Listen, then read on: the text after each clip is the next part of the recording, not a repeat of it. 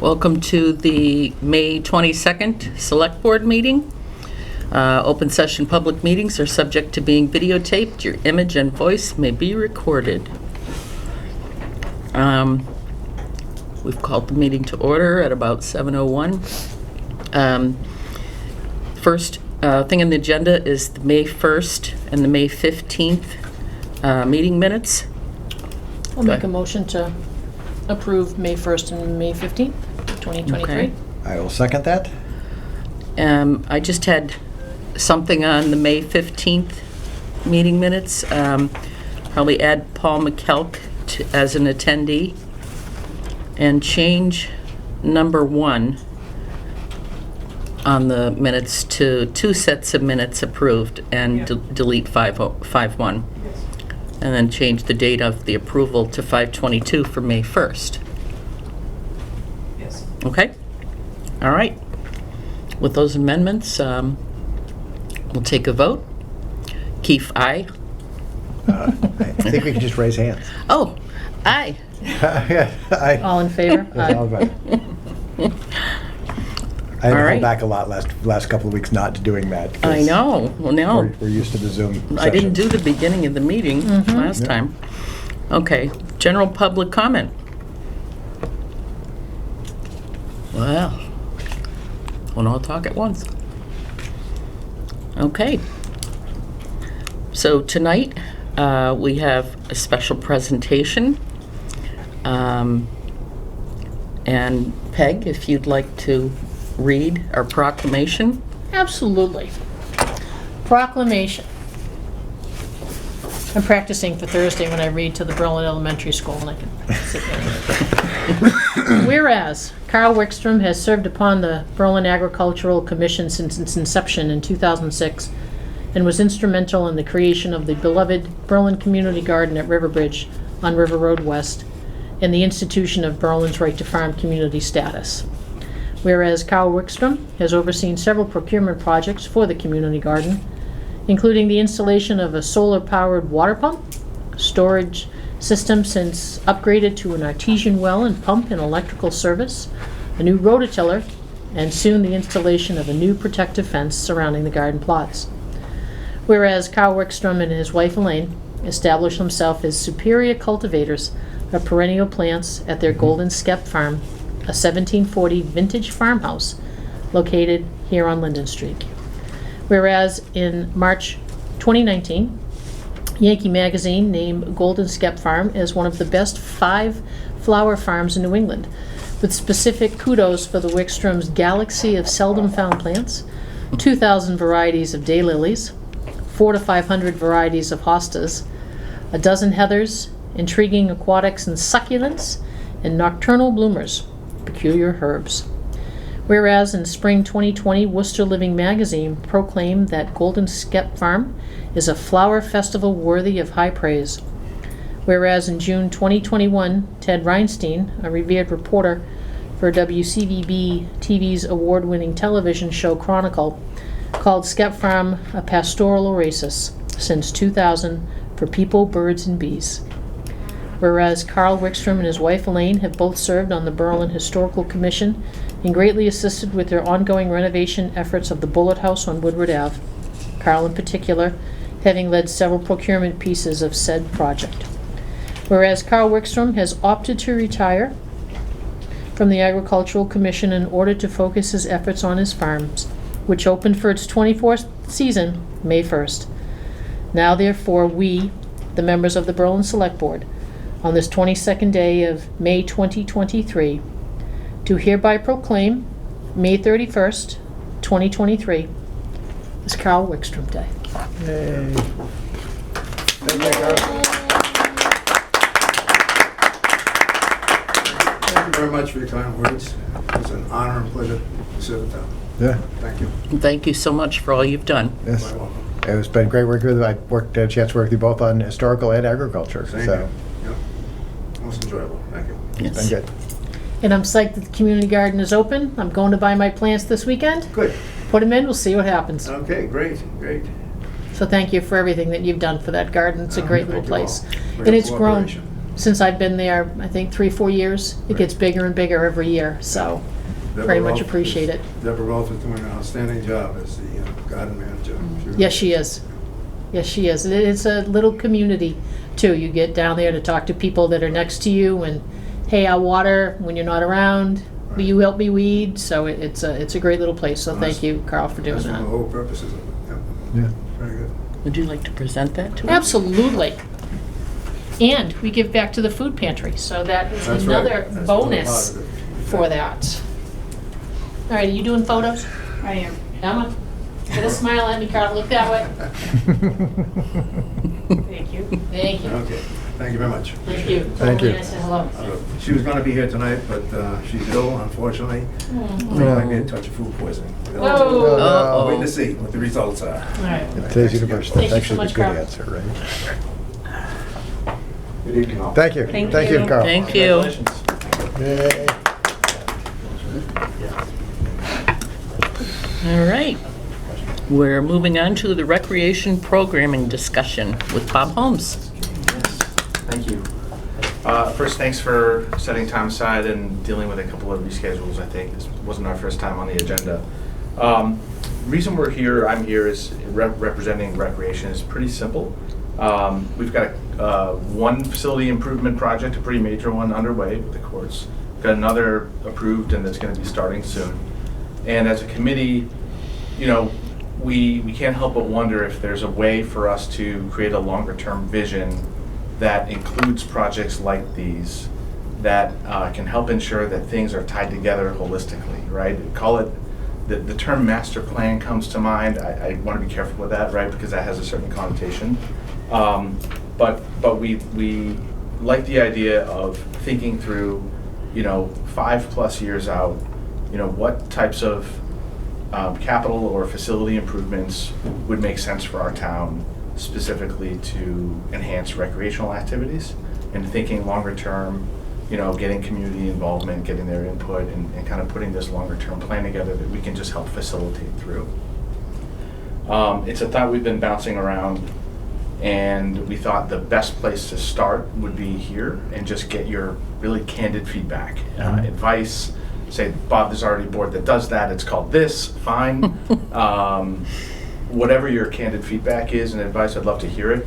After we got on the agenda, we did come across I think it's called a master plan, a proposed South Commons Community Park and Recreation area that looks like it was drafted in 2000. I don't know if you've seen that or are aware of it, but somebody put a lot of effort into putting a whole plan together. Maybe in your response you can share, what happened, if you know anything about it, what happened, did it fail miserably, or what, did it just die on the vine? So we can try to either tuck into the, draft of this type plan or avoid whatever pitfalls it may have Do you remember found that itself plan? in. Not at all. Oh, Yeah, I'm Am I the thinking only one? maybe it's before my Rob, time. thinking Rob Oh, come McKay might have come up with it. I can't remember exactly who was on He was the committee. former rec. It was, this is pretty extensive. Yeah, they did a pretty extensive job. It did fail at town meeting, but that doesn't mean that today it would fail. So there was a financial ask, I'm sure, and Yes. it didn't pass. No, it did not pass. Okay. I mean, so it's got, for the people at home that can't see this, it's got some soccer fields. There's multiple structures, Yeah. buildings, Too a bad we skate don't have park. that. I mean, it's a I big. know. It would I'm turn sorry. South Commons into a pretty well developed and manicured Yep. park, basically, in recreation area. And the way we were thinking about this is not so much to create a $5 million plan and go seek approval for $5 million, but instead think through, hey, how could we do this in small bites, such that if we were to seek approval for a $150,000 pavilion, we would have some context about Yeah. where that pavilion would go, and we wouldn't just be thinking Remember any about of the those names? pavilion. We'd be thinking that, well, in 3 years, Yeah. if we can get this passed, then that will Manila. go She well was with the the head of pavilion it. that's Grissom. there, Mhm. right? Just trying to think a little bit bigger picture than one project at a time. Mhm. And so, if this is an okay forum, I'd love to just hear whatever feedback you have or advice or redirection Well, it looks like Sandra Pendergast was on the South Commons Advisory Committee, and Ornella Quinn. I know that the both of them, I believe, still work or live in town. I don't know about Robin Paris or Rona Guglielmino or Darlene Walsh. Anybody else know? Darlene's parents are still here, or dad is still here. It's Mr. Roseberry, that's Al. Oh, okay. Well, then she may be She's around. around. Yeah, she's around. So, yeah, that's So about there all was a this. South Commons Advisory Committee. Yeah. Yes. And that was probably a small... I'm sure Ornella, I believe, was the one that was heading it up. So, What was her name? Last name? Ornella Quinn. Yep. I think she lives back South Berlin, like Maynard Road or someplace Yeah, she's like on that. Crosby, isn't she? I Maynard. see her walking, Maynard. Maynard. Yeah. But I'm sure she would not mind a phone call to chat with you. Okay. How would this overlap, if at all, with our capital improvement committee? Is that what, do we have that? The capital planning committee Capital would be planning. the one that sort of any costs would have to go, including costs for like remembering to, refinish the tennis courts in 5 or 10 years when they need them, or, Yeah, or other okay. things like that. I also think this particular plan or something similar to it would, our facilities advisory, facilities study that we're trying to work on, because both the Brown Barn and the Highway Salt Barn and the Highway Barn that's in South Commons now would all have to come out to make this happen, which might be a good thing to do. I'm not a big fan of any of those buildings being there, although I'm not on a giant crusade to get rid, well, except for the Brown Barn maybe. But the other ones I'm not on a giant crusade to try to get rid of. And to be clear, I'm necessarily lobbying for that No, I know, plan. but something like that, it's sort of a bigger vision. Thinking at that level. Like, or at least, even if you're thinking of that level, a re-envisioning of what it would mean today versus what the needs were, Right. 23 years ago. I know the planning commission has a town master plan, as you said, has a folder, and they sort of do a different section sort of each year. I think, that if I remember correctly, there are 5 sections, and they do one section sort of each year to revised. And I believe this would probably fit into, I don't know the 5 sections off the top of my head, but I'm sure there's one of them that this fits with, and where the timing would be for that. I think they're doing some work in the housing section right now. Okay. Open space and rec plan. So Yep. that would be probably Yeah. your piece, So- and it was last updated in 2020, so this is a great time to get involved. And I have to say, I'm looking at it right now, there is not very much about parks in it, and I think there should be more. So I think that's something we should work toward. And I can get this to you, I can send you the link, so you can see what it is now and kind of give you some guidance on where it should go. But I'm used to seeing an open space and rec plan, like literally look at town-owned parcels and make recommendations for recreational opportunities at like each site. And this kind of more just generally discusses programming, like basketball and soccer and things like that. So I think that would be a great place. And then you could put it in through capital in the fall. So those requests go out November 1st and they're due December 1st, if I'm not mistaken. Yeah. But I'll send you the link to the plan too, so you can see it. So would it be a good idea for him to talk to planning? Yeah. Yes. Yeah, for Anna rec- Crane, Yeah. Well, Dr. Crane. Planning board. Oh, and planning board, yeah. And planning board, yeah, which would be, Jay. Tom Sanford. Tom Sanford. right. He's the chair. I thought it was here. Okay. And Dr. Crane is with the capital planning. Yeah, Yep. Anna Crane, Yep. yep. And some of it is, even when you had a plan, let's say you had a vision similar to what this is, it would probably fall a lot to rec, and we'd take a lot of advice from rec of like, of these things, what is the most important thing to do first? What is something that could wait later on? What is something that, if money was unlimited, we definitely would like to have done, but wouldn't interfere with the overall operations and Right. visions we have. Right. And Bob, definitely loop in Concom. The last thing that I want is, like for the pavilion, a shovel in the ground and all of a sudden it's sitting on a spotted salamander and the pavilion needs to move, so. Sure. Yep. And there is a, And does what is ZBA it have called? anything? We wanted to speak A with pond, CBA and Yeah. planning. Vernal. Vernal. Vernal ZBA pond. is appointed by planning too, so if you're really sort of part of the master planning process, they would Yeah. know what more would be involved in ZBA. Okay. I think ZBA, for me at least, I think ZBA is when you're actually closer to talking about Yeah. doing something specific as opposed to just generally, this is the plan we Got it. sort of want. 'Cause- If you stay within the bylaws, I don't think Yeah. ZBA Right. is Right. even, Right. Appeals, so if Yeah. you're not complying with something, then you have to go before them. Do you have any suggestions what you want? Because you know that they're gonna ask. They're gonna be like, oh, sure. No, not at all, honestly. I think, we would like to solicit feedback from the community, right? We don't want, 5 people to draft a plan in a vacuum of what we think would make sense. Certainly we can add a perspective about where we think usage patterns are and, help, reflect that back to people giving input. But we envision like a few listening sessions with the community, talking to different committees about their views as well, and trying to gather a whole bunch of input. And then with that, maybe take a stab at a draft. that's a very smart way to go. Maybe like a survey month. Rather than having the plan all fixed up and ready to go, which I think this plan was. See- Yep. And then people were, Saying no. shocked and Yeah. Mhm. get And again, everybody on board. I couldn't see an environment, a financial environment, where we could ask for a lot, right? It's really not about that. Well- It's just about being a little more strategic when we go to execute one project. Just know that, it's not on the ideal spot for the next project that we haven't thought of yet. So we're just thought a little bit further ahead. I also think when it comes to some funding, I mean, one of the reasons I think the town did the Community Preservation Act is there is money for recreation and open spaces, which there wasn't necessarily a source of funding Right. for not just Project 1, but potentially Projects 3, 4, and 5, because that's a pool of money that comes in every year Right.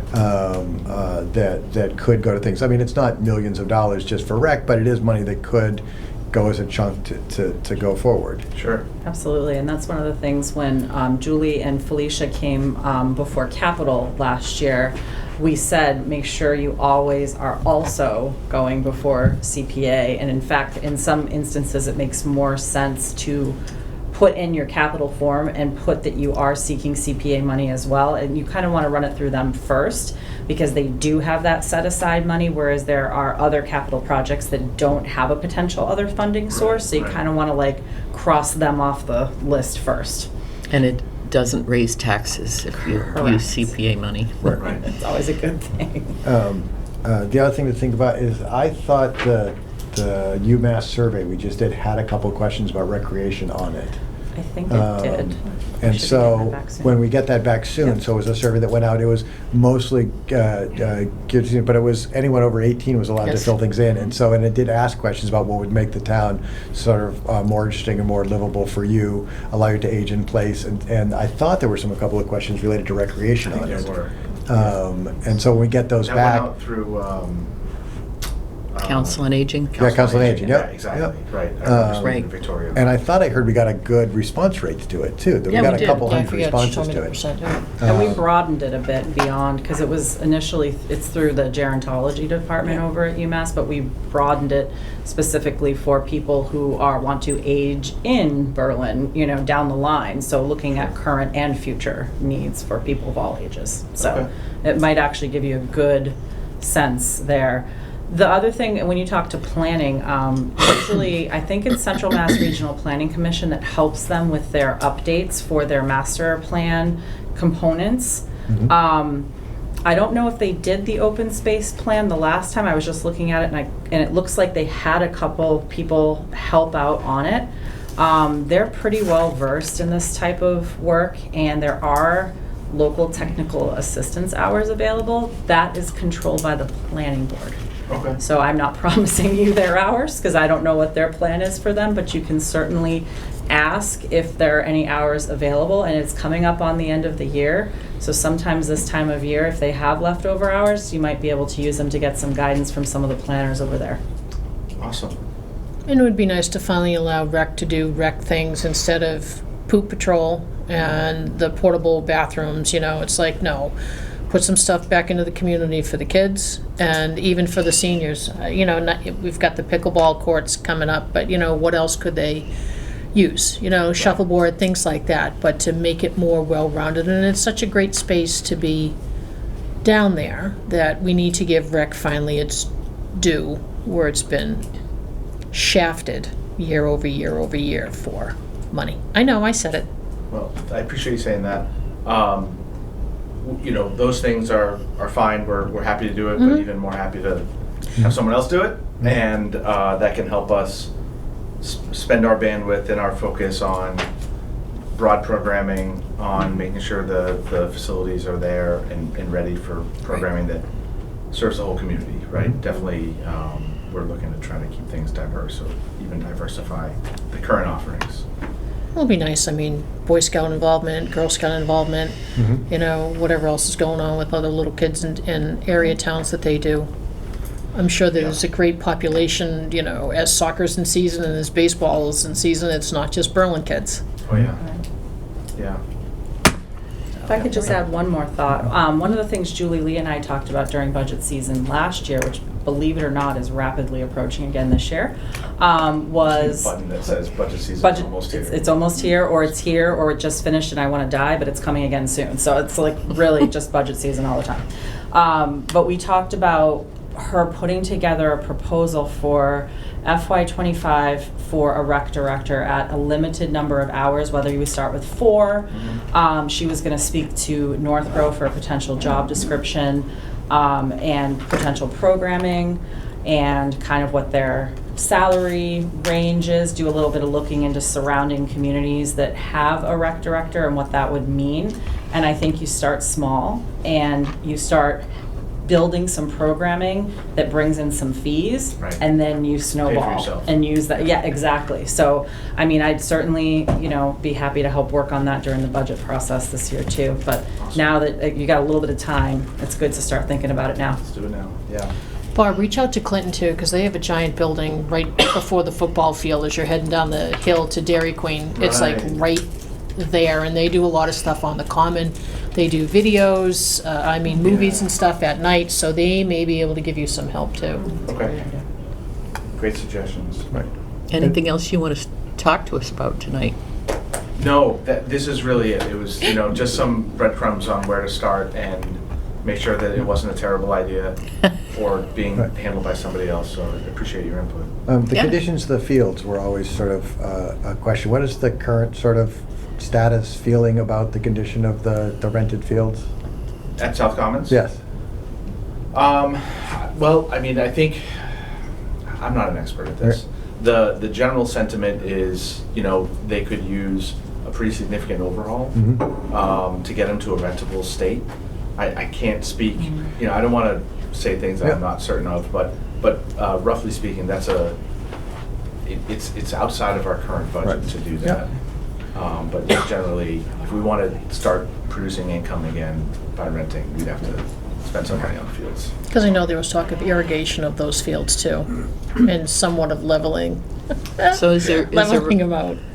is there right now no rentals going on of the South Common, or you're not sure? I don't know. Okay.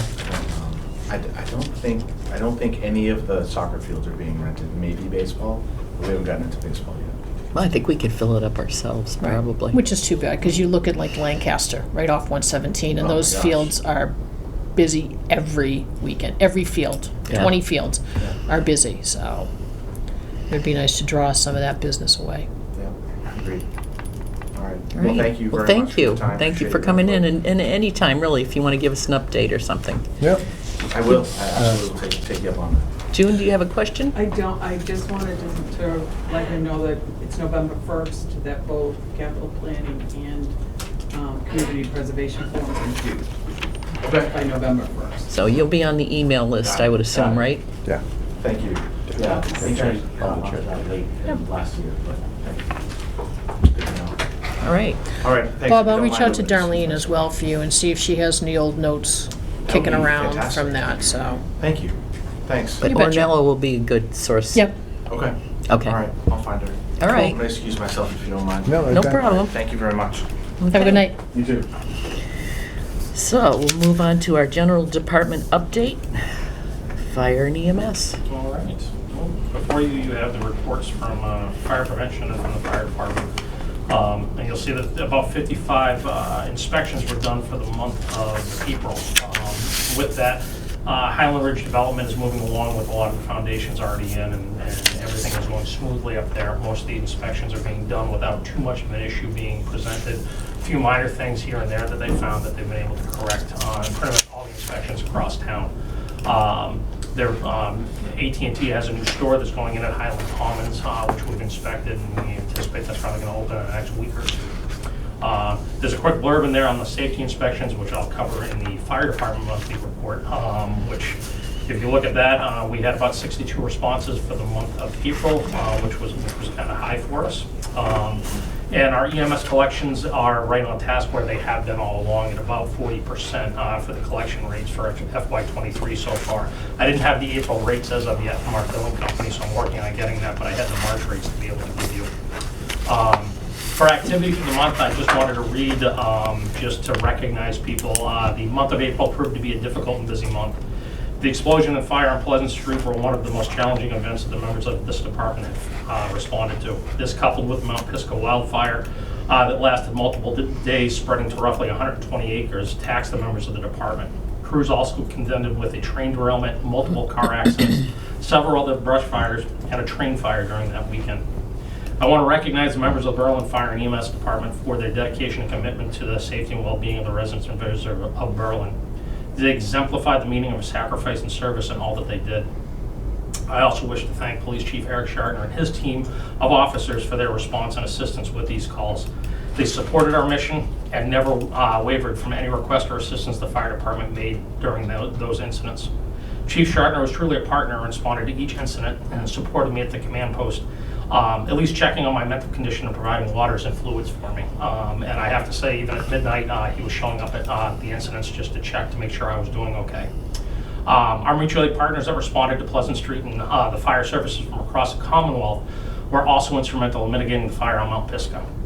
I wish to specifically recognize Officer Plant for her actions on April 14th that resulted in saving a life, along with residents Brian Wheeler, Dylan Wheeler, Bobby Wheeler, and Jonathan Golis, whose actions were as heroic and honorable as Officer Plant. Without these individuals' actions, we would have had a more tragic outcome than what we experienced. To every resident and business that brought food, water, a note of thanks to the staff. It meant more than you will ever know, and I thank you for your support. So again, I just want to thank everybody for the support for the fire department. It was a difficult month. Other news in the department, we were able to get the Ford ambulance, we were able to get that in to get fixed. It had some engine issues that with, in the last couple of months, there's been a lot of, if you will, focus on area departments that ambulances have been out of service for long periods of times due to engine failures. There were a couple of oil leaks in the truck that I was very concerned about, and we got them to the Ford dealership and they were covered under warranty and prevented that from happening. So hopefully, knock on wood, we won't have any of those problems with the engine. Obviously the forestry units are placed in service, and with the warm, dry spell that we've had, luckily we had a lot of rain the other day, but hopefully we'll get more of that and the brush fires will continue to subside, but we've been very busy with those reasons.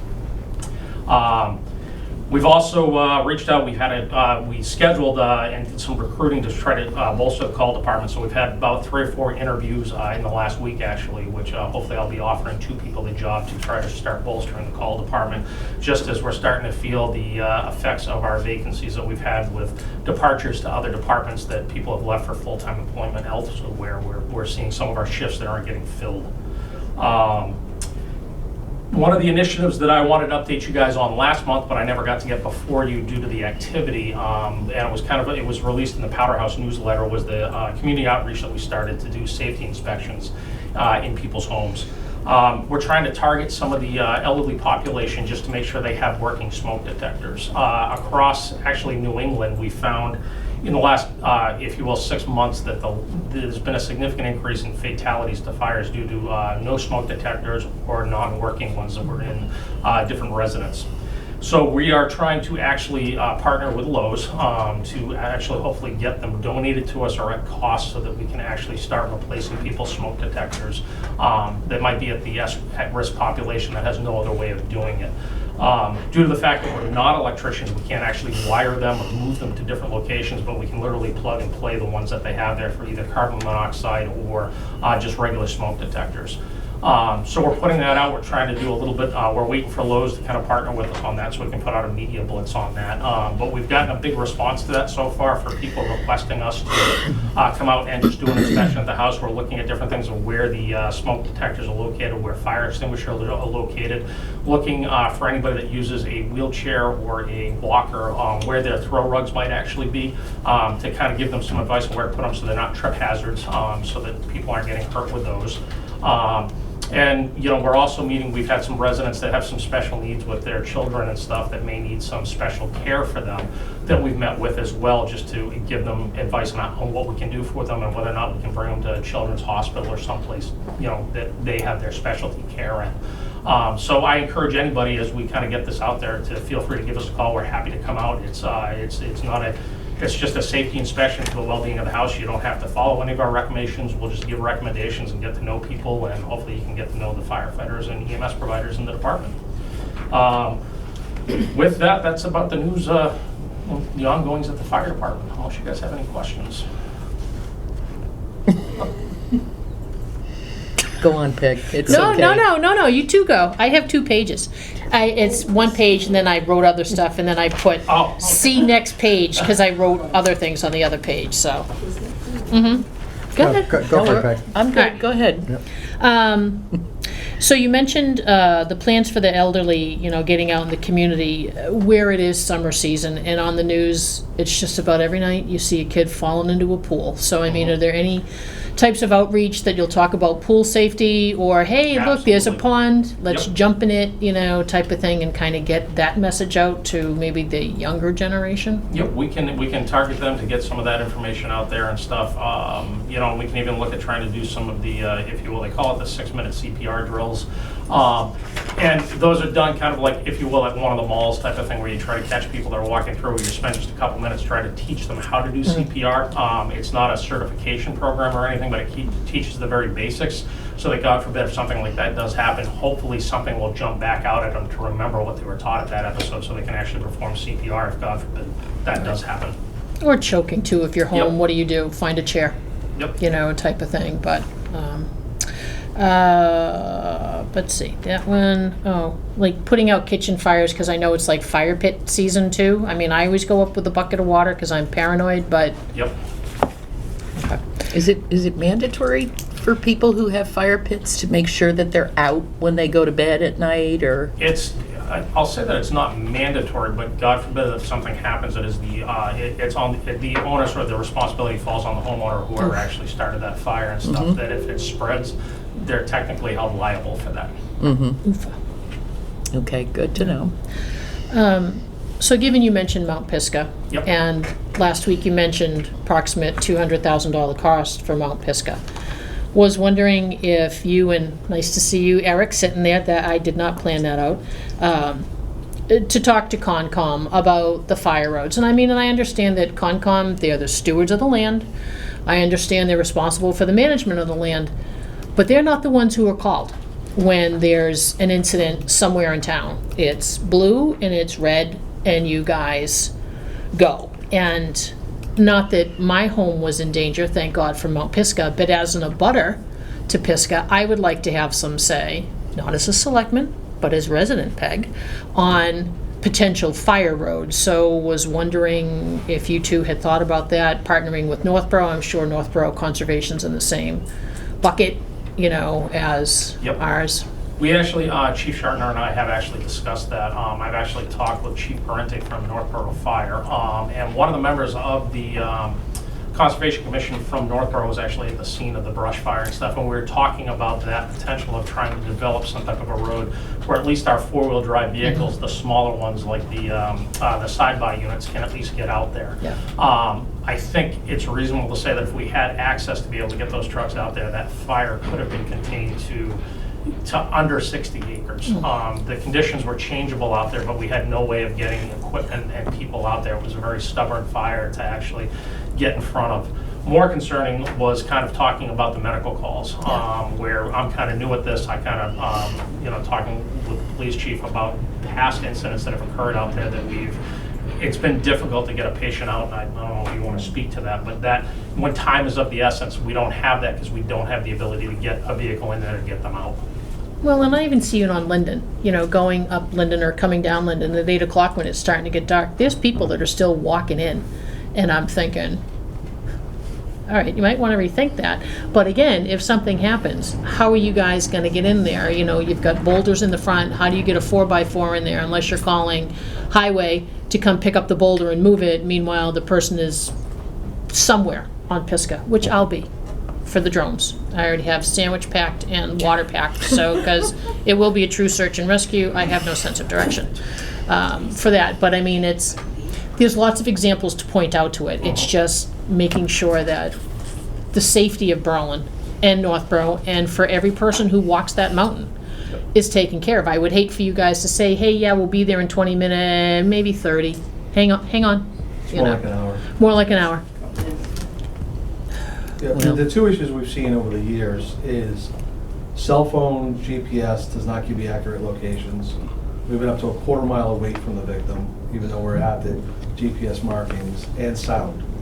Like, literally I was letting my air horn go, and they couldn't hear my air horn in the cruiser.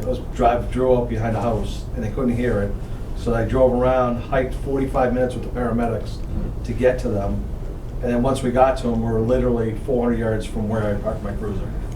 But it's just the terrain and the sound, it just went right over them. So there's a lot of logistical issues we've had out there. Fortunately, my 28 years, I've been out there 6 times for major incidents.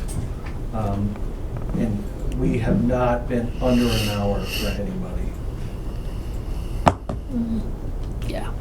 And I'm sure the discussion will be, something like that on Pisgah will never happen again. It's never happened in 100 years. And, the firefighter who, had a heart attack, oh my God, well, that will never happen again. And I'm thinking, do you want to be that one person? Correct.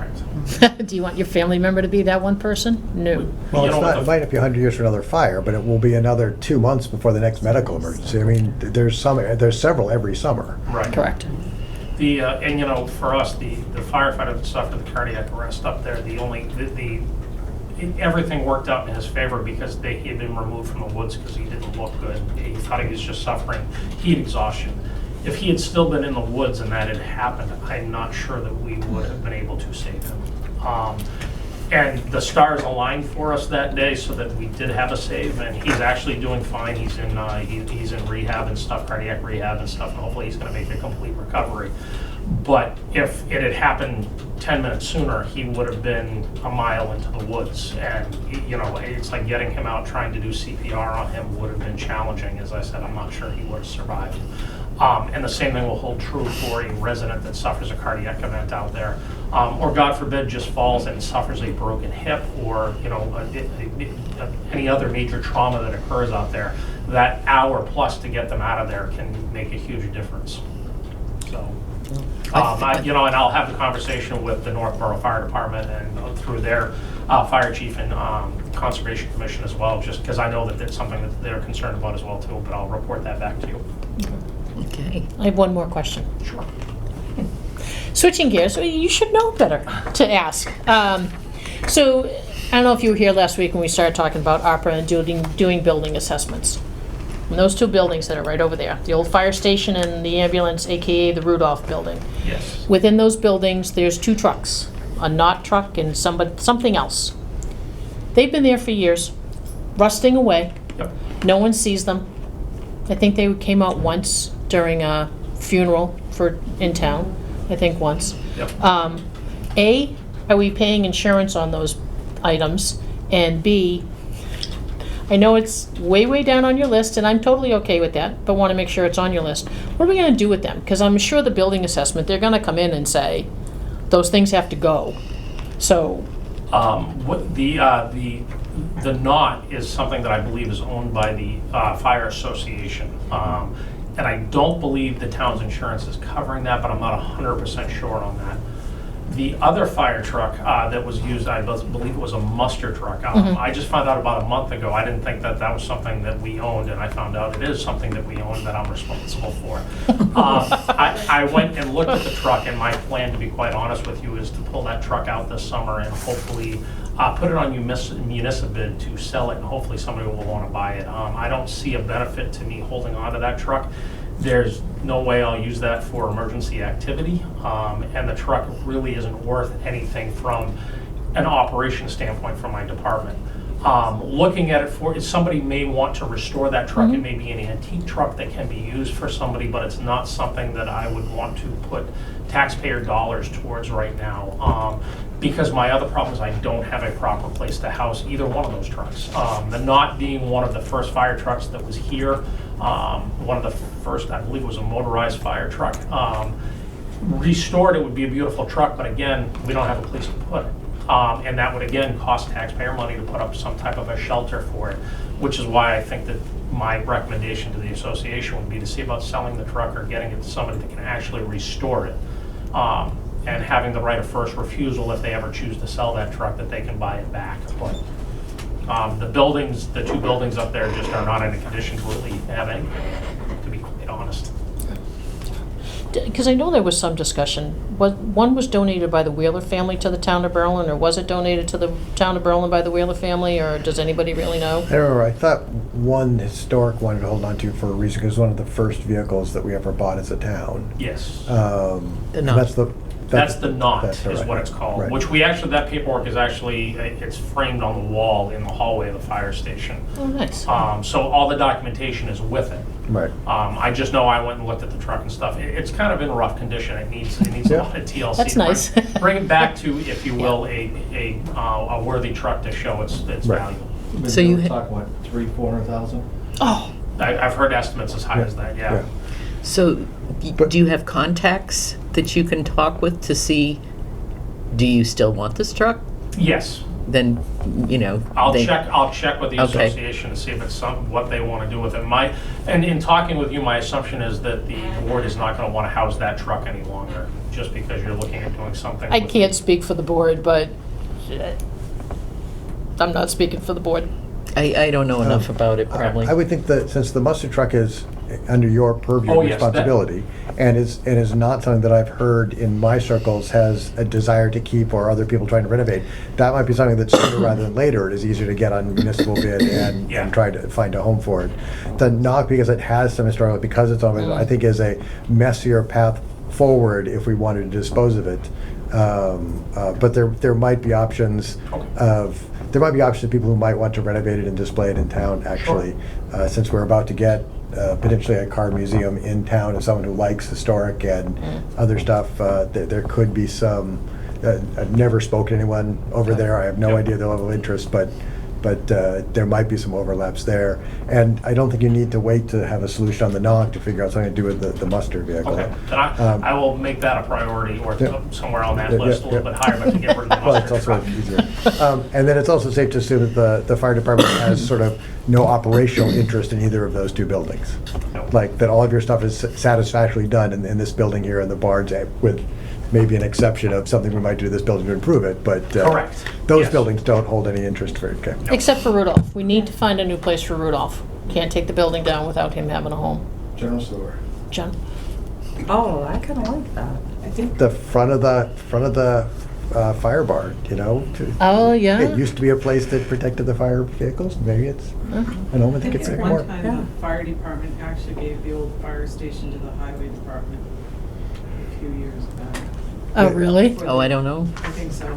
It- Like verbal or anything Well, in writing, or but just, hey, do you even want in the writing, building? it all falls to us at the end, Yeah. whether it's Exactly. highway to Kristen to us or fire to Kristen to us. You know, it's Yeah, I Still think us. 6 Keith degrees did of have a truck right, in there. Right. Distinction they without did a it. difference. But it could have been just like, okay, you can put that in Because I there. want to say it was like a sander or something like that that needed to be heated or needed to be plugged in the winter. Okay. All right, well, thank you Thanks, very Chief. much. Thank you very Appreciate much. it. Not a problem. All right. We're going to move on to the town administrator report and correspondence. Okay. Would you like to start with correspondence, Chris? Sure. Kick it right back to you. So this is a letter from the H. Wallace Woodward Post 162, the Berlin American Legion, about Memorial Day. Dear Legionnaires, veterans, Boy Scouts. Guess that leaves us out, doesn't it? Well, Memorial Day activities will begin with an assembly at the Berlin Memorial School Friday, May 26th at 9:30 a.m. for Berlin's veterans. The program will begin with the posting of the colors. We invite all veterans to come. Memorial Day services are in compliance with the directive from Boston GAR headquarters. Post 162 American Legion will hold private ceremonies this year. Memorial Day ceremonies will begin on Sunday, May 28th at 10 a.m. at the South Cemetery with decorations of the graves by Volunteer Legion and Legion Auxiliary members and Boy Scouts, followed by decorations at the other cemeteries. We encourage your help if possible. Private Memorial Day services will be held at all the cemeteries and at the school on Monday, May 29th, starting at South Cemetery at 9 a.m. This will include General Logan's orders, Lincoln's Gettysburg Address. This memorial ceremony includes only Legion and Legion Auxiliary and authorized personnel. We can use this abbreviated program to meditate on the courage of our ancestors, encourage our ancestors had for our country and their valor on the battlefield and devotion to a democratic government, acknowledging the value of our inalienable rights of life, liberty, and the pursuit of happiness, and the cost of many of their lives. We are eternally grateful for their gift of preserving the greatest nation on earth and are eternally indebted to them. May they rest in peace. Robert Rainville, Commander. So there you have it. thank you. There was also one other piece of correspondence from Susan Straight regarding Berlin was ranked as the fastest grower in the state, but she was saying that Berlin did not submit updates to the Bureau for the years 2020 through 2021, did not respond to surveys, in lieu of data. They just made some assumptions. So is that us? Is that somebody else in town that needs to? I think I got that. Yeah, too. we all did. Scott's on it, Chris is on it. I just figured it was Kristen, something that the TA could handle. Or town clerk. Actually, Right. yeah. Town clerk. Oh, you know what, Kristen? I don't think you got it because it went to Krubin. So Who? they're with Krubin instead of like. Krubin, I did get it. Oh, did you? Okay. Yeah, which is interesting. I think because I had them consolidate, I had that email and I had them roll Yeah. it into the town administrator one. So this is a group over at the UMass Amherst Donahue Institute that does some economic and policy research. But what's interesting is they're actually citing direct Census Bureau data. In my experience, all of that information comes through the town clerk's office. So I can work with Eloise and see what's going on with that. Yeah. Okay. Okay. Thanks. Thank you. Sure.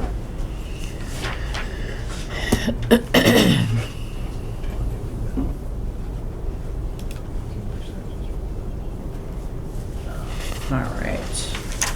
Okay, so I actually have, of course I just flipped off of it, but I have an update on the rec courts.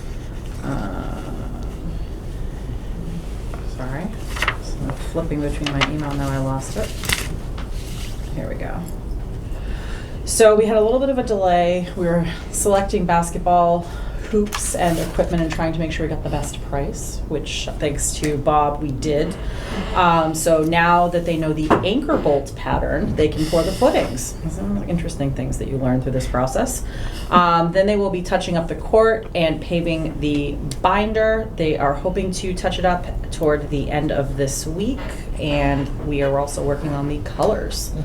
So that is the next step. And we are waiting on a quote. So there's a erosion control issue at the back where the pond is.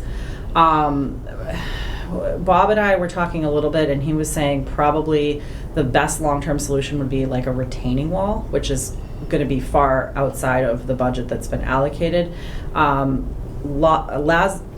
Lazaro. Sorry, it's like a mental block. They proposed a different solution, and so they're in the process of giving us a quote for that. So we'll see what that comes in at, how comprehensive that solution is, and if that's going to, take care of the problem. Otherwise, we may have to look to a larger solution for that. Are you going to drag Concom in on that? Yes. Once we get the quote, I wanted to see what the actual cost was, and then I will send that off to Conservation. Make a note to do that.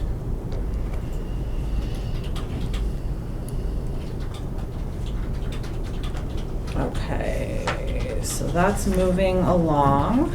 And cable meeting room, HD and hybrid upgrade process. So I was able to get the contract over and approve the quote.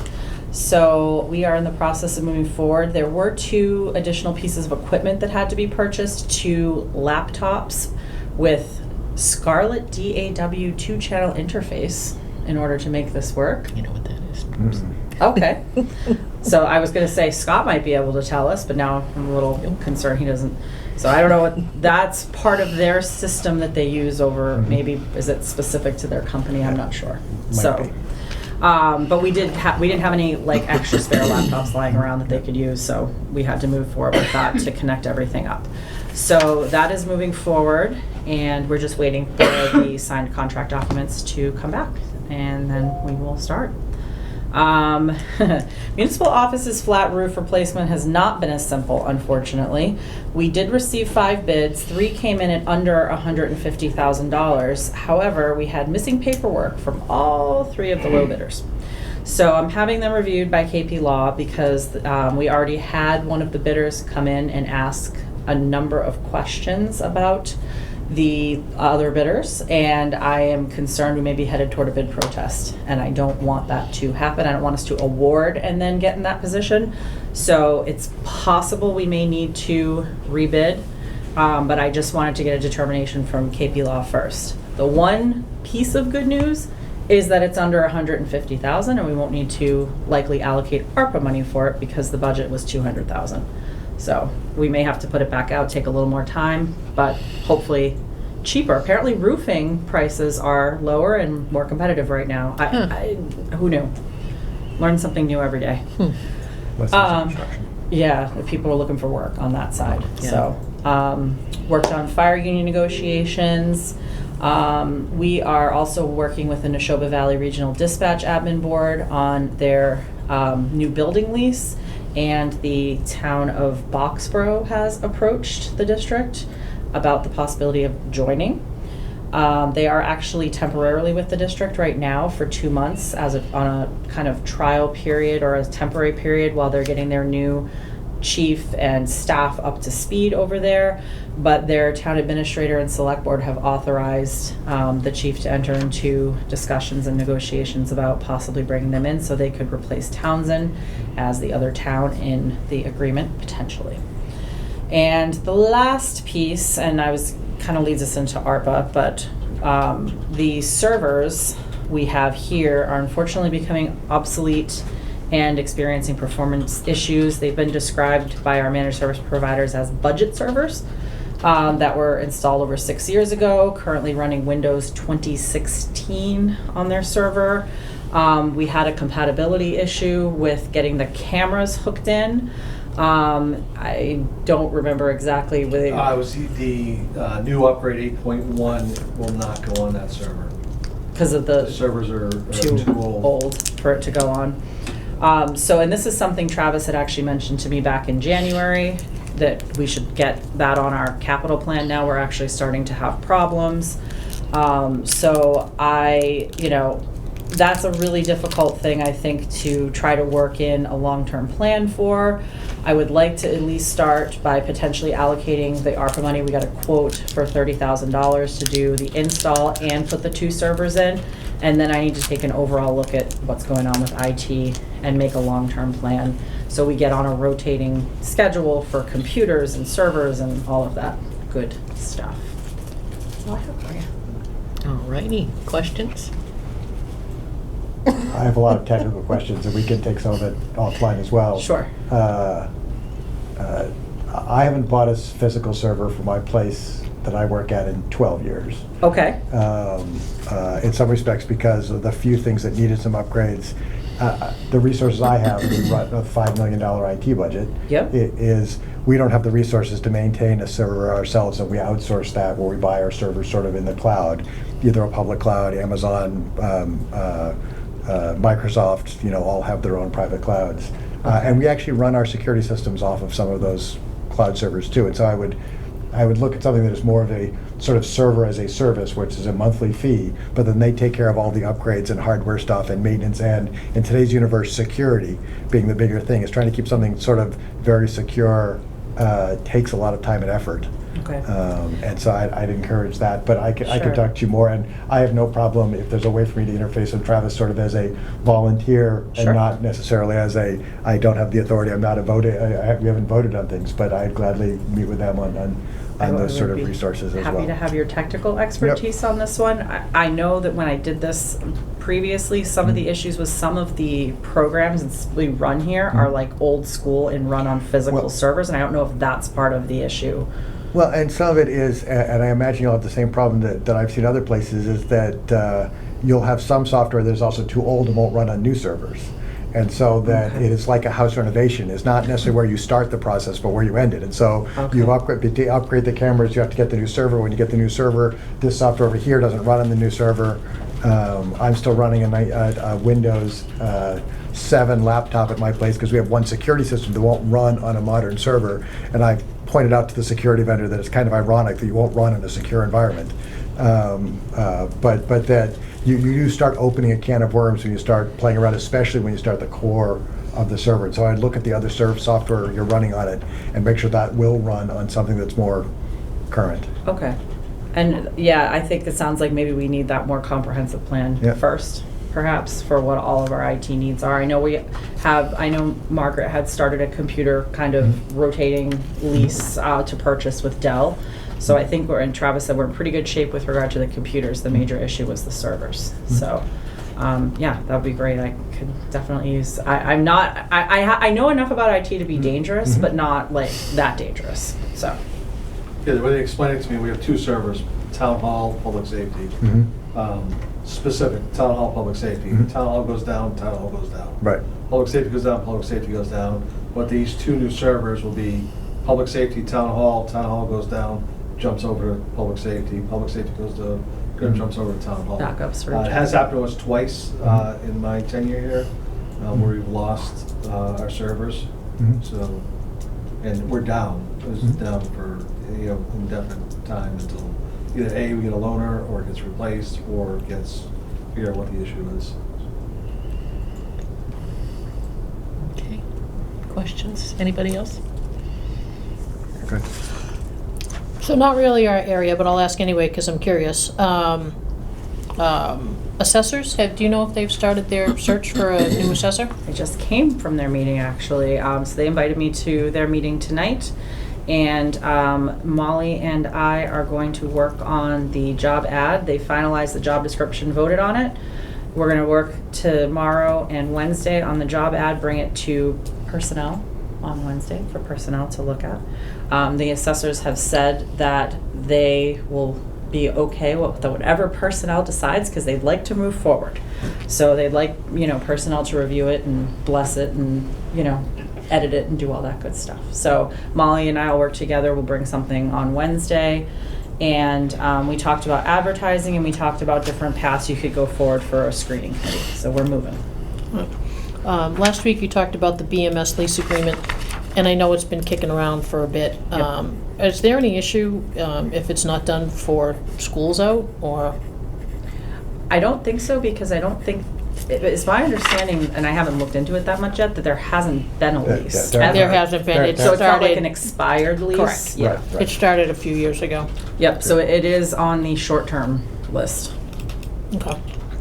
And any updates with the radios and the antennas? Still waiting for a tower company. Okay.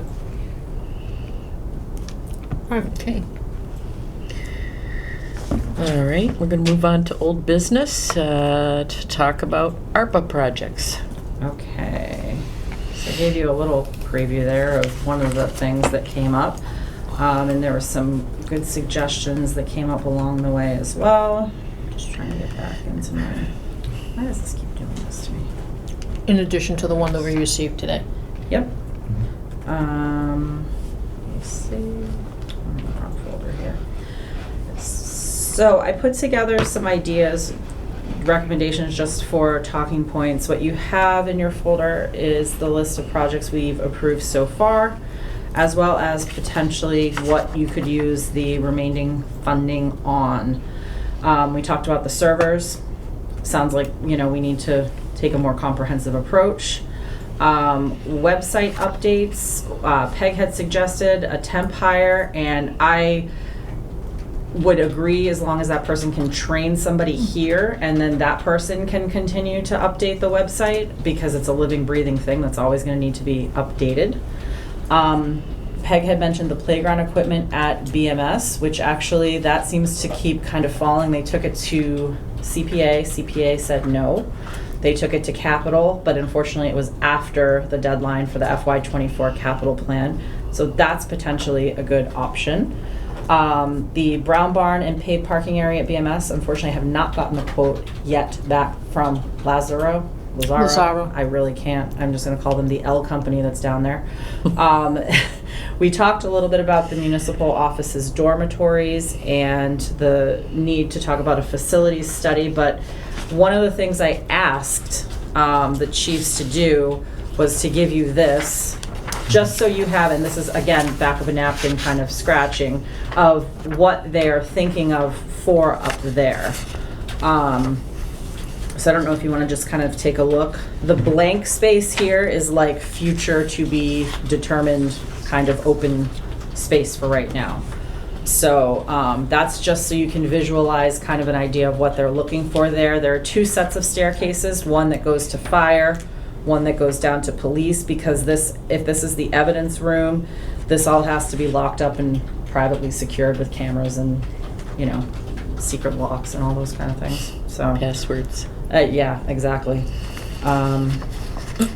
So the chiefs can speak a little bit more to it if you'd like, but that's there. And I do feel, even though that's not going forward, it might be wise to set aside a bit of money, only because, as we know, we don't have a lot left in free cash that we could use for capital going forward, because we heavily funded a number of capital projects this year and special education for the schools. So we just don't have, and we had a larger amount than we normally would have. So we're not going to have $3 million in free cash next year. My estimate would be that it's more around, I don't know, what do you think, $1 million, $1.4 million, June? We're more down lower there, right? Yeah, I'm thinking between a half, 1.5 and 2. 1.5, okay, so not 3. So Of course, it's still early. it's still early, and we don't know what's going to happen with the schools again next year. So just to kind of keep that in mind. And then the other things we talked about were the drainage, parking lot and walkway at 1870, and the front stairs. I did some research on cost to replace front stairs. Without a specific quote, it's a little difficult, but it looks like from other town halls that have had stairs replaced, it's a relatively simple stair replacement. 15 grand would probably be enough to do it. So in terms of the drainage, parking lot and walkway, I just threw the money that was left in there, but that was just to give you a sample plan and a starting point for discussion. Okay. What about Amy's? I didn't get to revise anything Okay. before today, but Amy brought up a good point about digitizing documents, so like scanning, which you basically would need an OCR software, Adobe PDF, I think, got Okay. mostly the best reviews on that. And why OCR? Why can't it just be a scan?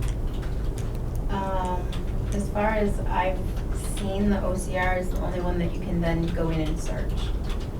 Because for us to be able to have it and get access to it, we would have to be able to search for exactly what we're looking for and be able to pull up an invoice or a payroll.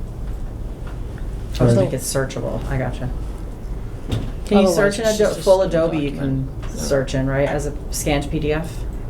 Right, I just, my copiers at work can do OCR, just because then you don't need Adobe to scan, it's just a regular search thing. And so whether or not some existing stuff does the OCR pieces, and some of the stuff might not be need OCR, because you're attaching an invoice to something in the, if the Vader can do it, you have the payment that you just attach the invoice to, and you're already searching for it. Yeah, they don't, They don't do that they don't do that yet. yet.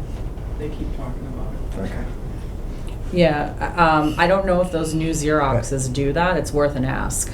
We have to say the auditors had a really cool setup. That's where this came from, is they had a little scanner. Yep. That they scanned it, and whatever the software was that was with it, it made it Right. all searchable. It's For them, that so would be they like- could just Mhm. look for what they needed. Yeah. I mean, I don't think it would be that costly if you're just Good. talking about a license. True, but for to have the license, you first then have to scan it from the copier, put it in a folder, then you have to run it through the OCR software. If you actually have a copier that actually has the OCR on it, you do it the copier, and it's one step. One step you put in the piece of paper, you have an OCR file. And so I don't want us to set us up where we've doubled the amount of work, you have to touch everything twice. Okay. There's probably better software out there. And that there are potentially, as a bigger bang but a money thing, there are companies that will do that for you. I thought some of the vendors I've worked with before, it is, $2,000 a box, and you just hand them a box and they hand you back a disc that has everything already OCR'd on it. And so it's not taking any staff time, it doesn't take us 10 years, and you don't necessarily need the software, where we're not necessarily the best at running and organizing it. It's, the professional place that can do it.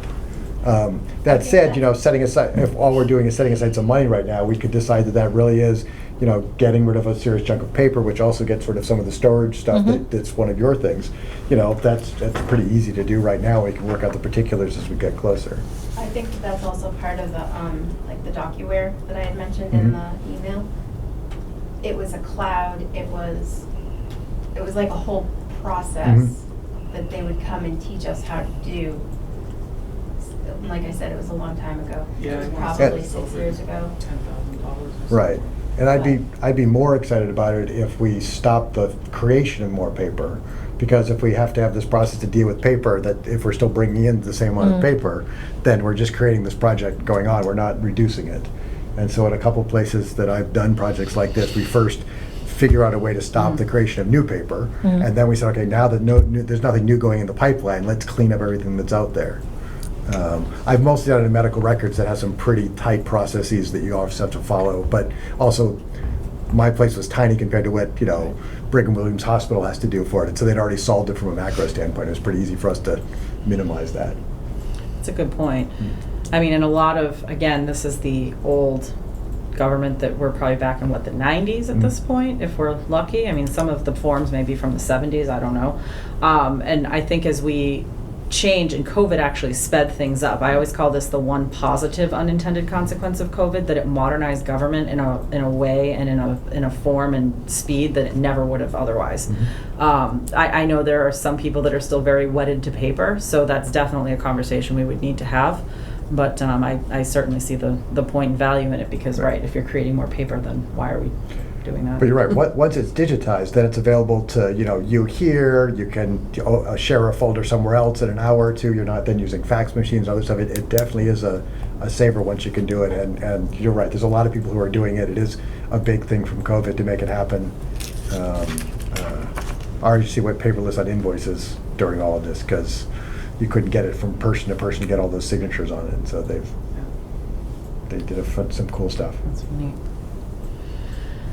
So that's what I have for your discussion. I would say that the way that I kind of ranked, I don't know if that I ranked things in any specific particular order. I know that 1870, there wasn't necessarily consensus on that, or the dormitory. So I guess it seemed, and there was 3 new ones that were added. So I mean, 1870, the tough thing about the drainage and parking lot, we really need that study to come back to say exactly what needs to be done before you know how much money to put toward it.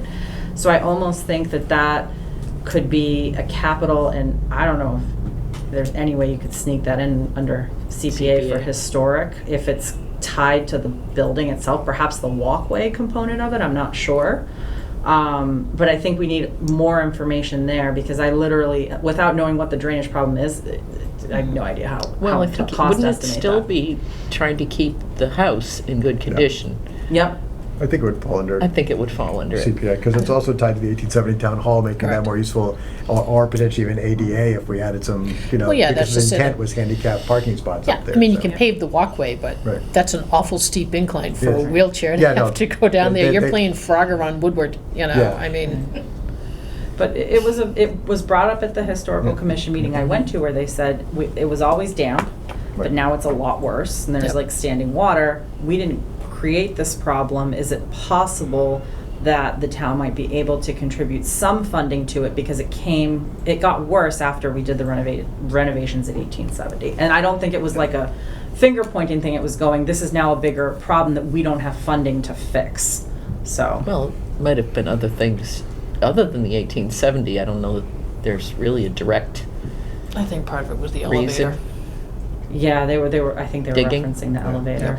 Yeah. All right. But, you know, again, you're right. Until we get the study and we know where the source of the drainage issues are, the water issues are, then we don't know for sure. Okay. Can I ask the dormitories, is this the entire size of this area, 32 by 28? No. No, that's just the area you're going to use? Yes. Okay. And so what is left? This box. There is, Roughly half. yeah, probably half. 100, was it 102 2 feet? feet, I think it's Okay, that makes 102 more feet long sense. by 28 feet wide is the entire space that's there that's available to us. It's what? 102 feet long by 28 Wow. feet wide. Yeah, there's 70 Kristen can grandkids. let us in afterwards, she has a key. Yeah. As long as we don't you still have walk a in key? there. I do, but no one's supposed to know that I have a key. Okay. Chief can let us in, he has a key. I refer all inquiries regarding locks to the chiefs. So, well, that was my question, because should we, I mean, we talked like a year or so ago about the floor space here and the room space here, you know, isn't enough. And that, you know, there's too many groups that want to be in here on a Wednesday night, and where else can we put them? And so there may be needs in the future where we need to do something like that. Sure. And I would not be in favor of this if it was going to take up the whole thing. Well, No, and I- this- It's this pretty- space it's a here is pretty not big taking up at room. all. Right, The but then it's trash also for drawing 102. Right, so there's So there's that's- 70 feet here by like 14 that's not taken up at all. So the other issue you have with the upstairs too is not ADA compliant, it's only stairs. Right. Yep. And we also talked about taking our equipment out of the training room downstairs and potentially bringing it up here, like eliminating, like, you know, taking the treadmill, the rowing machine, and the weights, and bringing it upstairs, and we open up the entire downstairs room. And you'd put them up here? Yeah. And you have evidence lockers downstairs that you would move upstairs too, wouldn't that also? Yeah, our for some evidence storage? room is, from what I remember when they built the building, is the future expansion where the stairwell would be. Oh, okay. So So, we would just basically Okay, take it okay. and mimic it the same size, so we can move all our shelves Hmm. and just move everything right upstairs. so I'm just trying to gauge how much space would be left when you're finished.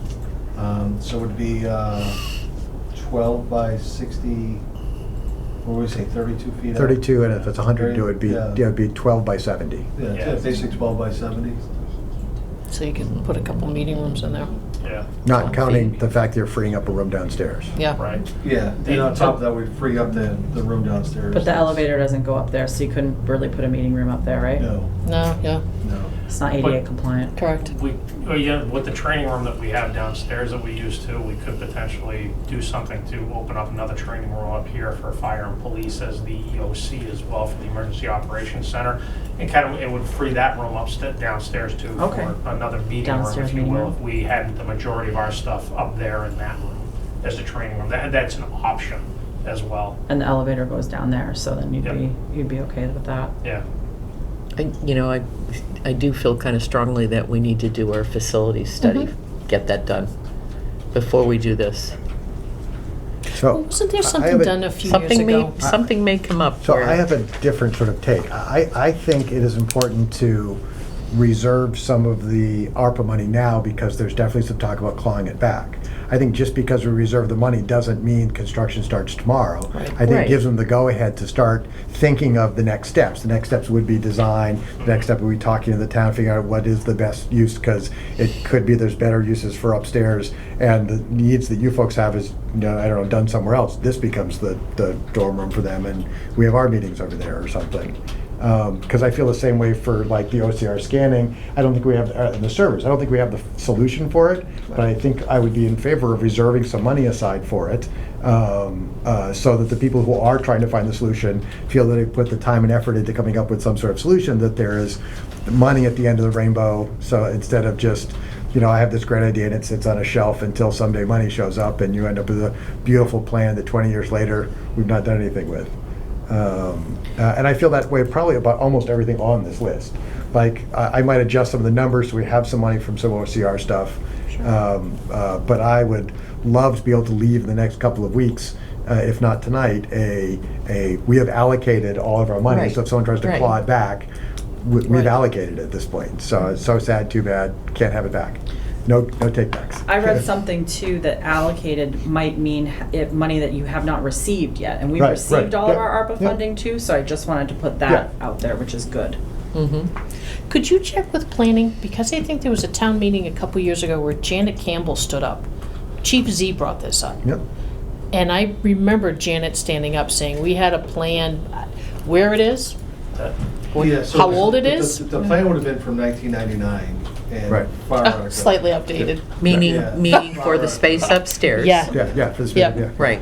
But, I think the plan was for the complete construction of the upstairs, and, we're not looking for complete construction. Okay. We're just looking to move some things, Mhm. so. I looked back through and I found some references to the town meeting and stuff, and to the vote, and to plans. I can't find them anywhere. Can't find the plans. In all the history that I've gone through downstairs in the The person who fireside. didn't want to do them took the plans. Um, And it Wow. wasn't me. Yeah, but- Roger, can you edit that out? Just say. Yeah, but even if it was a good plan for 1999, It's between not. code changes and current need changes, It's not, I- right. Right. I do believe at some point we're going to have to do something with the space. And it sounds like maybe both ends of the building may be outgrowing the space that they have, but, we need to do something to make it work. Right, and I think Scott, you kind of echoed my sentiments, because I know that this is literally, again, like chicken scratch on a napkin, which is what I asked for, so I'm not trying to sound offending. But I look at the fact that we've done this municipal complex. This building's not going anywhere. I mean, I don't see us taking fire police and giving them a brand new space. I see that space as having the build out for them to grow. So it makes sense to get the study out, but also have the funding there so we can start kind of looking at what to do, with the space. Because I can't really think of any other building that needs a construction project to this level of need, I guess, is where I'm kind of coming from. Well, I mean, you've got a building that, wouldn't it be more convenient for these things to be at your end of the building Yeah. if there was the ability to do that? No? Isn't this at their end of the building? you mean It is. On the second floor, yeah, it's right over. It Oh, is, okay. because the insulation that's there was put up there to try and keep some of the ice dams and stuff Right. down. So yeah, it's right over where Abby Oh, okay. sits, if you could go straight up. Alrighty. Yeah, Yep. so the stairs on the fire side would come right down next to the apparatus bay, so they could literally dump right up to get to the trucks. No pole? Okay. No, apparently we can't put a pole in Massachusetts. Nope. It's not allowed if you don't Really? currently already It has have to be a one. handicap Insurance pole. will not cover it. Really? We built a fire and EMS headquarters. That was the first thing I said. Where's the Dalmatian and the fire pole? They said the dog we can work on, which I we have. have. The fire pole, absolutely not. It's a risk and a liability, and insurance will not cover it. We could put a chair on it, like you do coming down the Well, stairs. Abby had some Like they ideas, used to but- have it in the building for the school, Yeah. down Alright. that, So this would be part of the assessment, the building assessment is for somebody to take a walk up onto the second floor and be like, oh, you could, da-da-da-da-da. Or is this a separate I don't know, assessment? I think that probably would have to be part of that 200,000 because you could put aside 75 for a facility study. I don't know if we start getting into having them do designs for specific spaces, unless it's just conceptual, how far that money will stretch. I think So, one of the biggest issues that we discussed today was, where we put the bathrooms and kitchen might necessarily not be attainable. We gonna have to move things based on the construction of the building where they can tie in. Right. So there's a lot of unknown questions on that as well. so that's the something they ceiling could probably slanted? help with. No, it's just like this, 30 Okay. feet wide, 102 feet long. All right, Just like this room, same height ceiling. It's- okay. All right, so we've got, are there any that we don't want to cross off this list? Or do want to cross off this list, I should say? No. Okay. I like the list, again, and I would adjust a couple of numbers so that we had, I'd say, I'd almost do $5,000 for OCR stuff. We'd probably find other money somewhere else.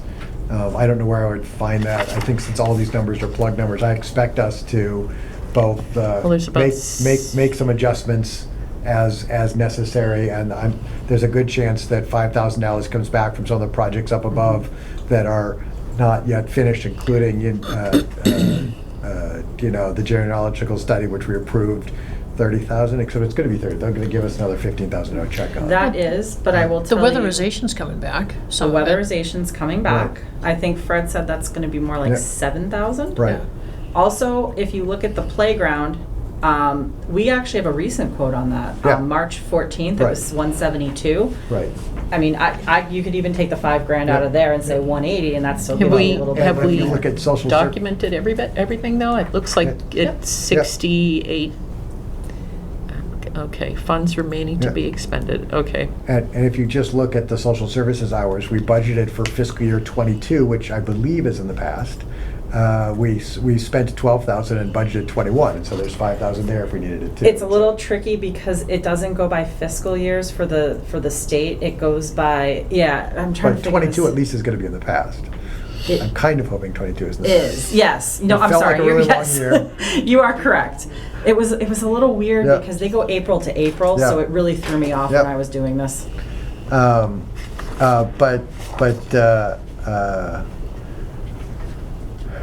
I mean, the 30,000 and 10,000 are fine. I think maybe we do playgrounds at 180, thinking that if it comes in higher, we'll have money from a couple of other places by then that will do it. Whether or not the Brown Barn is a plug number that we're all just guessing at anyway. That was, I threw just a number on Which it. is a fine number. The dormitories, whether or not we want to break that into two numbers, one for sort of design An and plan assessment, for it, and one A for build. actual build. Design and plan is sometimes really expensive. Well, no, it's 10% of the project, so I think it would be 20 grand. Yeah. Oh, I bet it might be more. I've reached out to a couple of, one of the things I was trying to do is use the Assabet School to do the construction part of it to save some money there. Trying to find an architectural company that's willing to take it on. I've run into a bit of a roadblock. If you happen to know any that I can call, that'd be great, because a couple of them have basically said it's too small of a project. Right. And the other one, we just haven't heard back from, the one that we used for the 1870 historical building Yep. they built up there. I can't remember the name of the company, but I've left them 2 messages and a Yep. bunch of emails, and no one's responded to me. Yep. And I think Historic Commission's having some of the same problems was as just well. gonna say- Oh, okay. With the work they're working. I think they have someone, but that, he's a bit overwhelmed already and Gotcha. probably not interested in Yep. new What projects. about, what if you asked Assabet? They may be able to supply some names. I've reached out to Wayne Colson, I believe is the one Yes. that's in charge of the program, so hopefully I'll be speaking Hey. to him soon. He's very interested in doing the project and working with us on it. I just good. gotta solve that problem of how to get, Yeah. because they need a plan to go off. Right. But And they we have may a know lot- someone who, Right. Yes, yep. yep. We also have Okay. a lot of great resources in town, a lot of connections in town, because we've gotten some septic stuff done and planning done because of connections in town. And so if someone is watching this or knows someone who's watching who's a smaller architect interested in helping doing some design work to help out this building, that would be great, and they could Yeah. contact the chief. Call the Absolutely. select board office, huh? Or contact the select board, we'll pass it on to the chief. Right. It is a problem though, because I know last summer, before I came here, I was trying to get an architect to design a lift and a fire system for a building at the old Becker College campus. 7 architects either said no or wouldn't return our calls. So I don't know what's going on, if it's just too much work, too few people are retiring, other people aren't Well, it's like cable. starting. We Yeah. can't get any other cable people, beside that, so. Yeah. All right, so do you want to make a motion? Yeah, so I would make a motion that we allocate the list you have here, lowering playground from 185,000 to 80,000, and adding $5,000 for digitization of town paper records, probably since they brought it up, starting in the town accountant's office. I want to be clear that we're not necessarily doing, right? You guys want to start it off, right? You want to be the guinea pigs? It would be wonderful, Yeah. yeah. Because I'm sure there's a lot of paper around this building. If we started looking around, that could be digitized. We But just can't get rid of our There- paper before we have the, oh yeah, Have it right, digitized. yes. Okay, so do I hear As a we stare at a second? wall. Not yet. So the front stairs at the town hall, does that require a further discussion? Because I know that you were going to meet with Evie regarding what to do with town hall and try and breathe some life back into that building. So here's my dilemma, is that you really don't have a lot going on at the town hall, so do you really put the money into fixing the stairs, but do you fix the stairs to maybe bring life back? I think you go ahead, because it is very dangerous. I think It's a safety issue. I think revitalizing it is essential. How we go about it, I think that's a bigger discussion that we need to have for sure. I want to make sure we have the time to talk to the folks who are currently involved, and I actually had a really interesting conversation with Victoria, the new library director, about how they need some space for potential programming as well. But the problem is, with it, the way it's set up now as a self-sustaining, or trying to be a self-sustaining building, we're charging ourselves sometimes for things, and so people are looking to other spaces. From what I understand, the stairs would make sense because it opens up to the street parking.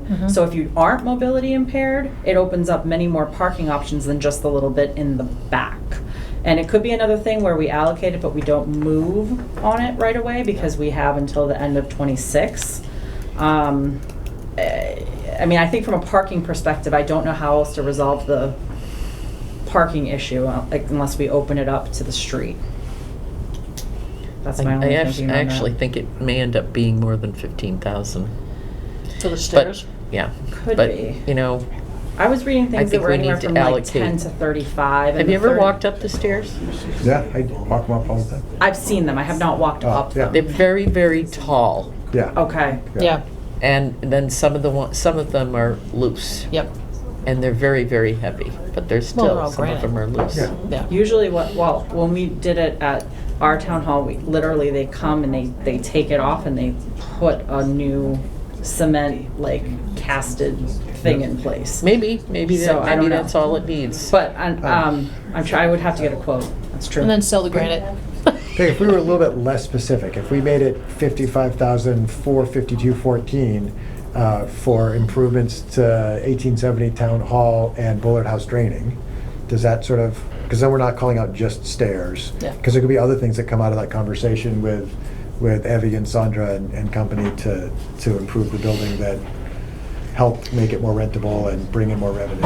Well, and that was one of my questions about the town hall, is it in rentable shape? Because if you read any of the old documentation, it's like, this needs to be fixed, this needs to be added. So I'm thinking, before you can say, come, play in our town, is that building ready to go? I don't know. I don't know. I didn't know there was a list. I was gonna say, I thought pre-COVID it was doing fairly well, like any old Yeah. 150-year-old building. It needs 250-year-old building? No, 150-year-old building. It Yeah. needs, Sounds like my it'll math. always need work, and Big math. we'll always find, Yep. corners where there's a box that's been stored for 75 years and nobody knows why it's there, but nobody wants to remove it for fear they're gonna offend somebody who put it Correct. there. All right, so is So that what were you wording? looking at for numbers again, Scott? I just added the bottom two numbers together and just made Okay. it more generic for 1870 Town Hall, stuff, because I believe the drainage really is related to 1870 Town Hall. And since we create the category, we can create the definition later on as well. Because again, I think this is much allocating and giving some people permissions to move forward on something, Yeah. but this is not by any stretch of the imagination the final vote. No. I imagine that we would potentially vote again on actual plans Specifics. and specifics, and then there's the procurement to make sure it really happens and Yes. other pieces. So I think this is as much a, yes, you have some money to proceed. We generally agree in concept. And anybody watching it would know that, there'll be specifics. And so, before you're going out for procurement, we're gonna make sure we agree that this is not suddenly turning into, something that we didn't envision it being. Well, and if this list. Laser tag rule. Right, and if conceptually these projects are ones that you like, I would even recommend coming back to you on the ones that I could, like the stairs, with a quote, and then we can shift if we need to, the numbers. Like you could do, so maybe your vote is a initial or conditional allocation or appropriation that is, subject to be amended based on receival of written quotes or something to that Yeah. effect. Have And you talked further to anybody information. else about taking down the Bullet House? Local companies about But- taking it down, or, not the Bullet Oh, House. I That was Brown like- Newsletter. Brown Bar. Thank wanna you, start Brown a- Barn. Scratch that, back that out of that thing. I Yeah. have not, that Brown Barn. company We need that's to edit down that. there. 8:30. I thought I would ask them too while they were down there. Yeah. Yep. But, no, I could certainly ask a local, do Well, you know anybody? well, yeah. I could get a quote. I mean, yeah, there's a couple people around here who could probably take it down. Just go like that. Give me a maybe. price. Well, that's what I'm thinking. Yeah, there's no framing. You can see the inside from outside and Yeah. the outside from inside. So there's not a lot to it. So here's a question. No Yeah. power, And I no know water. that it will come up. There's some people in town that are gonna get kind of cranky if that brown building goes down. So, is there anything related to historical, conservation, beam and blah, blah, blah, that the way that it's built? I've talked to individuals who have some care about town history. In other words, this is not a vote of the Historic Commission. He but loves that- historical. that He's it- not it going is to vote a- to take it down. It if is it's a, not. it is a 1950s sort of Tongue and barn. groove? Yeah, it is 1950s, not 1850s. It's done in an older style, but it is not Okay. an older building. All right, And though I'm sure there are people who'll be bummed that at some point, we have to take votes, we can't please everyone all the time, but I have not That's found right. someone who is, I have not found anyone who's adamant about it. Doesn't mean there's not someone, but I've not Correct. found anyone who is like, Okay. no, Okay, this is so- needed for, George Washington All right. slept there for 3 nights in 1720. no, I just wanna All make right, sure you that made- if we you have made a this, that motion. it's Yeah. there. Would you like to second the motion, Peg? Oh, yeah, I will second the motion. Okay. And that includes combining 1870 and think- Bullard for 55K? Yep. And you're, And swap it. have your- the motion? And Yep, your got sort the of motion, point that so this it's is encouraging people to correct. go back, that nothing really is happening until people come back with more quotes and more design stuff. Yes. Right. Okay. Then if there isn't anything else to be added to this conversation, which is time to probably take a vote. All in favor, say aye. I think the playground might be dangerously close, since they already have some quotes. Yeah. And so, Right. if I could ask that potentially at the next meeting or two, we'd come back to see how dangerously close they are to proceeding. When Early you- in ARPA, when- I was well, one when of you get my, more well, actually, quotes, one of our And I- fights, it and I was over thought- the playground or right. something too. And I thought that's what it was. I Yeah. mean, because it gets a great deal of use before school and on the weekend when Yeah. kids are down there, so, Okay, she will bring us information Yep, yep. as it Yep, yep. comes in. Yep. yep. All right. Let's move on to appointment of the Animal Control Officer, Phyllis Tower. Phyllis is not with us this evening. She is not. She is a regional animal control officer, so she's working for a number of towns. However, I know Chief Shartner has spoken with her. He's checked with several of the communities that she's worked for, very positive references, and she has her state training in tow, or completed rather. So I would recommend the appointment of Phyllis Tower as the animal control officer. I didn't know if she would be here tonight or not, but I had a couple of questions. Okay. Any idea what, I suppose it would vary depending on where Phyllis is, how fast the response time would be?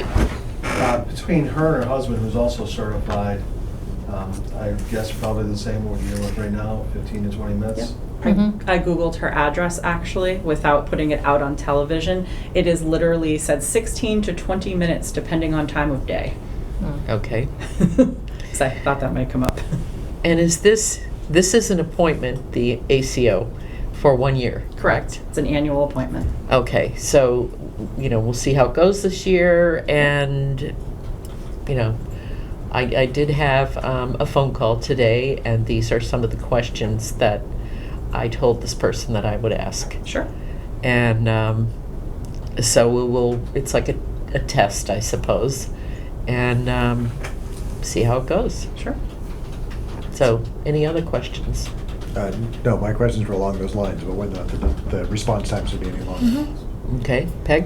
Yeah, no, I mean, my big thing is as long as she's up to date on all her training and she uses the forms as provided by Chief Shartner, I'm good. Okay. Then do we have a motion to appoint Phyllis Tower as the Animal Control Officer? I'll make the motion to appoint Phyllis Tower as the Animal Control Officer. Seconded. Okay. All in favor, say aye. Aye. Aye. Aye. All right. And we've got the line item transfers for fiscal year 2023. Right, so there's just one at this time. It is a request from the Council on Aging to move $2,500 from the part-time wages line item.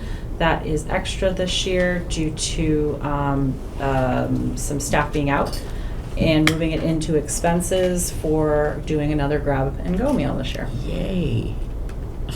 And this has already been voted on and unanimously approved by the FinCom. The reason we did that is because they're not meeting very much right now, so they did happen to have a meeting last week, so we figured we'd let them take that vote so they didn't have to meet again this Yep. week. So, I'll make a motion to support that transfer. Sounds like a great use of the resources. Second it. okay. All in favor, say aye. Aye. Motion passes. The award for the 2023 Mabel Felton Marble Memorial Scholarships. I think we had 3 candidates, Yes. and we usually divide the amount of money, which is $3,000, I believe, in 3 or however many candidates we have. And so that would be $1,000 for each one of them. Do I hear a motion? I make a motion to award $1,000 to the candidates for the May The Yep. scholarship. Thank you. Mabel Felton Felton Marble Marble. Scholarship. There you go. Very good, Peg. Thank you. I will second that. Okay. All in favor, say aye. Aye. Aye. These were 3 outstanding people. I would have had a hard time trying to figure I know. out, like, that they've done some great, their extracurriculars, their school stuff. It was And just... two of them are down in my neighborhood. The 2 of them in your neighborhood. Yeah. Ah, see? Nice. Good. So congratulations to them. Thank you. Yes. The annual select board appointments amended from 5/15/22 vote. Yes, so unfortunately, we did a little research, and because the town never passed a home rule petition regarding allowing special police officers to continue on past the retirement age of 65, there are new post requirements that are in place, so we need to unappoint the special police officers. On point 2, because I forgot 1 is under 65. Oh, excuse me, I'm sorry. Could you tell us which ones those are? So Tom Wells can stay on through next year, and then his post will be expiring. Okay, so let's see. Let me just look at the list. Okay, so we need to unappoint John Geis and And Kevin Kevin Pond. Pond. Sorry. Okay. Unfortunately, it's new regulation, so just to clean it up and be compliant. Do I hear a so moved? So moved. And a second? Okay. All in favor? Aye. Aye. So what do we do about instituting a home rule?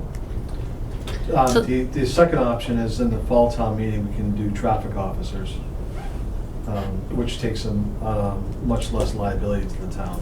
Okay. So your home rule, you're still running the same liability for them as your full-time officer. Okay. But other towns have created traffic units, and they call them traffic officers. Civilian unit, so you can still work details. Okay. Add that to your fall town meeting list, right? It's growing. Okay. Did we vote? Yes, yes. I thought so, but then Peg started asking another question, so I always ask you questions. threw me off. Amend the regular and Sunday entertainment licenses for the Flip Circus at the Solomon Pond Mall, extending the stay for 5 show days to a total of 11 show days. They'd like to join us for another week. Oh, boy.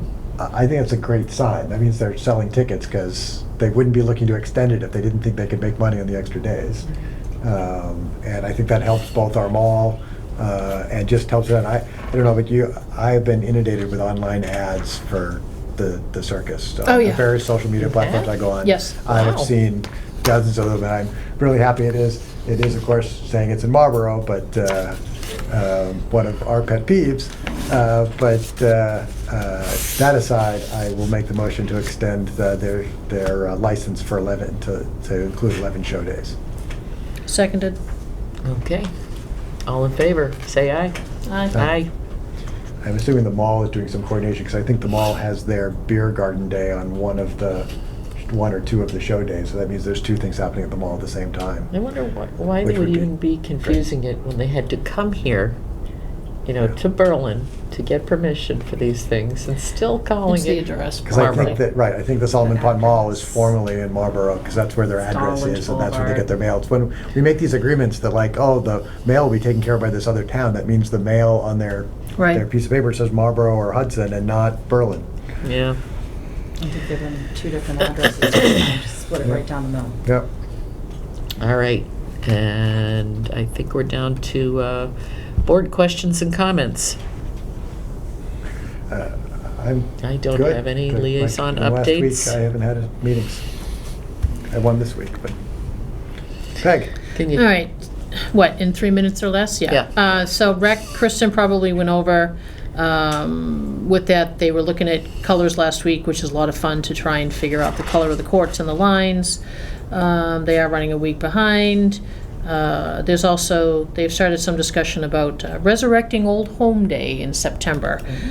So don't know how far they get with that. I pointed them to both chiefs that I'm sure that they would need to be involved for that. So hopefully they'll have some more. But that's kind of, I hope they can get a lot of volunteers for that. And then for Concom, they're doing a bird banding in late May, early June.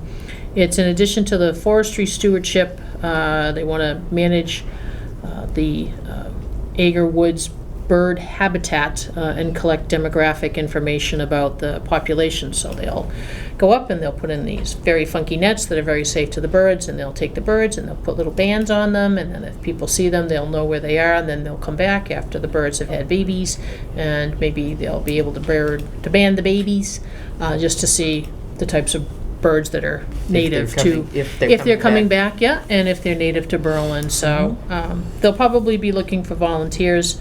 I don't have a lot of information on that, but it's a day in the woods, so bring your off. Real quick, Maddie contacted me today and actually asked if she could come to our next meeting to speak a bit more about the bird banding, if that Oh. works. So, Okay. Yeah, because she does it on the weekend for Audubon? Acton. Oh, okay. So, Auburn? Was it Auburn? It was something with an A. Is it Auburn? So she thought, It was 8 times. why not? Yeah. So, there you go. There you go. That's my only 2. Oh, hey, one quick question. Did we ever figure out what we're going to do with Earthworks? Great question. So I have actually I talked to Mike Sawyer today. I kind of laid out the options that we discussed last week, and I said, let me know what you think. I spoke actually to Paul McKelk last week. He was in here for something else. I said, hey, by the way, just so you know. I don't know. They seem amenable to putting the soils bylaw once done under the planning board for the permit process, which I think makes the most sense. But Mike was saying one of the reasons they haven't met is they haven't had permits come through. So that's part of it. But also, I know the delay was on my end getting the bylaw, amended. And I said, well, here's the thing. If you guys want to do the whole thing and do the public hearing processes through the planning board, we can talk to the planning board and see if that's something they're amenable to. You just need to let me know which approach you want to take. So they will be shortly back in touch. Did we Okay. appoint them last week? We No. appointed No, we them? did not. No. All right. And I didn't put it on this week because as of Friday, I hadn't had an answer back, so. Okay. All right. So I believe we're down to motion to adjourn. Mhm. Mm-hmm. I will motion to adjourn. I'll second it. All right. All in favor, say aye. Aye. Aye.